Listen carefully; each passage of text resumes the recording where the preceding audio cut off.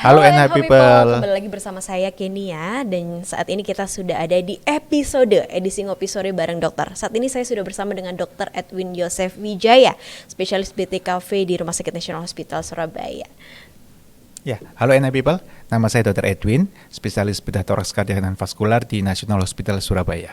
Baik dokter, di kesempatan kali ini kita akan membahas mengenai operasi jantung. Oke. Baik dokter, untuk operasi jantung sendiri dok, di momen yang tepat ini, di saat ini, operasi jantung yang seperti apa yang umum dilakukan dokter? Oh, oke. Jadi ada banyak sebenarnya penyakit yang harus dilakukan operasi jantung ya. Namun yang paling banyak kasusnya dan yang paling umum dilakukan di sini kurang lebih di Indonesia dan di dunia itu yang satu adalah kasus penyakit jantung koroner.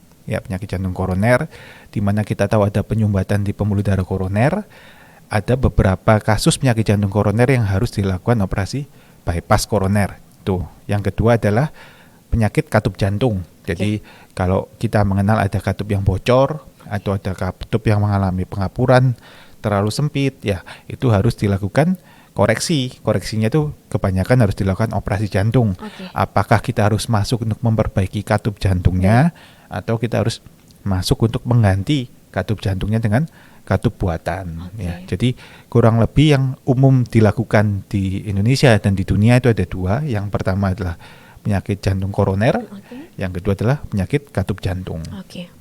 Baik dokter, berbicara mengenai operasi jantung itu sendiri dokter, terbayang dok ya untuk pasien-pasien yang menderita penyakit jantung itu, apakah operasi jantung itu sendiri harus dibutuhkan proses pembedahan atau pembukaan dada seperti itu dok? Atau kita bisa sering dengan sebut operasi terbuka? Oh ya, ya jadi jantung itu kan lokasinya ada di dalam rongga dada kita. Ya, jadi kalau kita mau melakukan sesuatu, entah itu kita lakukan operasi koroner, bypass, atau kita misalnya operasi penggantian katup jantung, maka kita harus masuk dulu ke jantungnya kan. Nah, otomatis kita perlu akses atau approach untuk masuk ke jantungnya. Nah, mengenai approach itu ada berbagai macam. Ya, kalau cara yang konvensional dulu adalah dengan cara kita potong tulang dadanya yang di tengah itu, yang tadi seperti dikatakan. Jadi kita buka tulang dadanya, di baliknya itu ada selaput jantung, itu kita buka, nah kita ketemu jantungnya. Nah, setelah itu baru kita lakukan operasinya nanti, apakah itu operasi bypass atau operasi katup jantungnya. Ya, kemudian ada juga yang kita tidak melalui tulang dada di depan, yaitu yang kalau yang sekarang banyak disebut adalah yang bagian minimal invasif ya. Jadi minimal invasif atau MICS itu, jadi dokter bedahnya tidak melakukan memotong tulang dada yang di depan, tapi melalui sela iga. Jadi irisannya bukan di depan tulang dada, tapi di samping. Nah, irisannya itu biasanya cukup kecil, jadi tidak sepanjang kalau misalnya operasi yang lewat tengah. Jadi istilahnya sayatan lebih kecil. Tuh, jadi kalau untuk approach-nya kurang lebih yang paling umum itu ada dua. Ya, jadi melalui yang di depan, yang konvensional atau yang di samping. Iga tadi dok ya. Ya. Kemudian untuk metodenya sendiri ada macam-macam juga. Jadi kalau waktu kita melakukan operasi jantung, itu dokter bedah kan harus memastikan kondisi jantungnya enak untuk kita lakukan operasi. Jadi sebaiknya kalau zaman dulu itu jantungnya kita hentikan dulu. Jantungnya kita hentikan. Nah, fungsi dari jantung diambil alih oleh mesin. Ya, pompa jantung baru ya. Heart lung mesin itu istilah namanya. Jadi kita pasang selang untuk mengalirkan darah ke mesin itu. Kemudian mesin itu mengalirkan darah, jantungnya kita hentikan. Nah, itu yang konvensional. Itu kita istilahnya on pump surgery ya. Kemudian ada juga metode yang kita tidak pakai mesin itu. Jadi jantungnya masih dalam kondisi berdetak. Gitu ya, jadi misalnya operasi koroner dengan jantung yang masih berdenyut. Ya, kita memang membutuhkan alat-alat khusus. Jadi metode-metode yang tadi saya sebutkan itu masing-masing membutuhkan alat-alat khusus. Ya, jadi kalau untuk yang jantung masih berdenyut, kita butuh alat untuk membantu supaya jantungnya lebih stabil. Jadi tidak terlalu banyak berdenyut ketika dokter bedah jantungnya melakukan operasi, misalnya penyambungan koroner. Ya, itu disebutnya off pump surgery. Jadi ada banyak cara atau metode untuk melakukan operasi jantung. Itu macam-macamnya, kurang lebih gambarannya seperti itu. Baik dok, menarik ya dok ya. Tadi ada minimal tindakan minimal invasif dokter ya. Itu yang tidak ada pembedahan di rongga itu ya dok ya. Di tulang depan dada. Di tulang ya. Baik. Berarti tentu memiliki keunggulan tersendiri dokter ya. untuk minimal invasif itu? Jadi gini, setiap operasi sebelum kita menentukan apakah pasien ini harus dioperasi enggak, kita harus lihat dulu indikasinya. Apakah pasien ini merupakan indikasi untuk dilakukan operasi. Ya, oleh karena itu pentingnya kita harus periksa ke dokter. Ya, nanti kalau memang pasien memiliki indikasi untuk dilakukan operasi, baru nanti dokter bedahnya akan mengevaluasi dengan cara seperti apa, dengan metode apa yang terbaik untuk pasien. Karena seorang dokter itu pasti memilih pilihan yang terbaik untuk pasien. Jadi kita memiliki banyak pertimbangan. Ya, jadi contohnya misalnya salah satu yang zaman dulu sebagai concern itu adalah kalau melewati depan itu nyeri atau recovery-nya lama. Ya, jadi makanya dulu diciptakan metode yang lewat samping karena nyerinya dinilai lebih tidak parah kalau di lewat depan. Ya, kemudian untuk recovery-nya juga dikatakan bisa lebih pendek. Cepat. Tapi juga harus kita evaluasi dulu, apakah paru-parunya oke atau tidak. Karena kalau kita harus masuk lewat samping, itu harus dipastikan fungsi parunya bagus. Karena ketika operasi mungkin dokter biusnya harus mengempeskan salah satu parunya seperti itu. Kemudian kadang-kadang dokter juga akan meminta untuk dilakukan pemeriksaan lebih lanjut seperti harus kita lihat CT scan untuk melihat rongga dadanya, untuk melihat jaraknya dari dinding dada ke jantung ataupun sudutnya.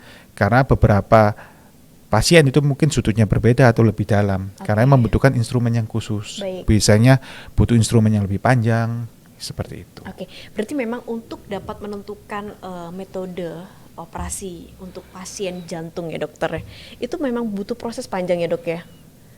Ya, butuh evaluasi lebih lanjut biasanya. Jadi biasanya seorang dokter jantung, dokter bedah jantung itu akan berdiskusi berdasarkan case by case. Jadi antara pasien yang satu dengan pasien yang lain mungkin bisa berbeda. Jadi biasanya kita diskusikan apakah pasien memang indikasi operasi atau tidak. Kalau sudah indikasi operasi, baru kita tentukan metode apa yang paling tepat untuk pasien. Ya, contohnya misalnya kayak tadi saya katakan ada yang metode on pump, ada yang off pump. Ya.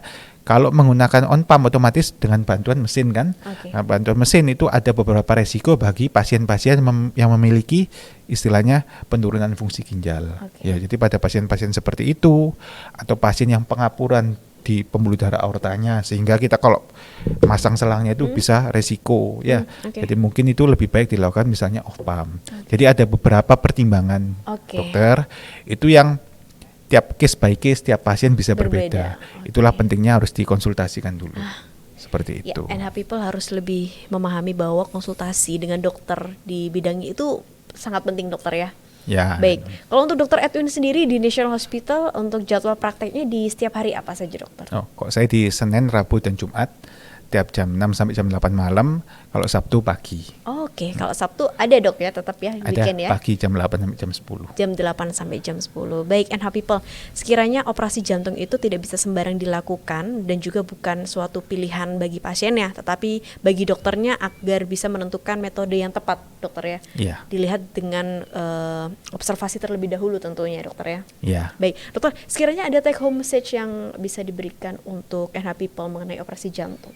Ya, kalau dari kita dari bidang di jantung itu merupakan adalah organ yang penting. Jadi kalau memang ada kelainan itu mungkin ada beberapa pasien merasa tidak apa-apa. Cuma ada beberapa pasien lain mungkin bisa sangat fatal. Oleh karena itu pentingnya untuk konsultasi. Konsultasinya bisa ke dokter jantung bisa karena mereka nanti yang akan menentukan, akan melakukan pemeriksaan apakah mulai dari lab, kemudian apakah perlu dilakukan USG jantung atau echo atau bahkan pemeriksaan yang lebih invasif misalnya kalau koroner kateterisasi ya. Nanti dari pemeriksaan itu mereka akan merujuk ke suatu diagnosa penyakit dan kemudian baru rencana tata terapinya. Kalau memang dibutuhkan untuk dilakukan operasi, biasanya dokter jantung akan menyarankan untuk berkonsultasi ke dokter bedah TKV. Nanti baru kita lakukan evaluasi itu. Jadi dari mulai pemeriksaan fisik, lab, kemudian penunjang itu semua sangat penting dan itu harus dikonsultasikan. Mungkin itu. Baik dokter, terima kasih Dokter Edwin atas waktunya. Kita sudah mengerti banyak ya pada akhirnya mengenai operasi jantung oleh Dokter Edwin. Baik, untuk NH People jangan khawatir, untuk segala masalah kesehatan bisa diselesaikan dengan baik ya dokter ya. Tentunya didampingi dengan dokter yang memang profesional di bidangnya.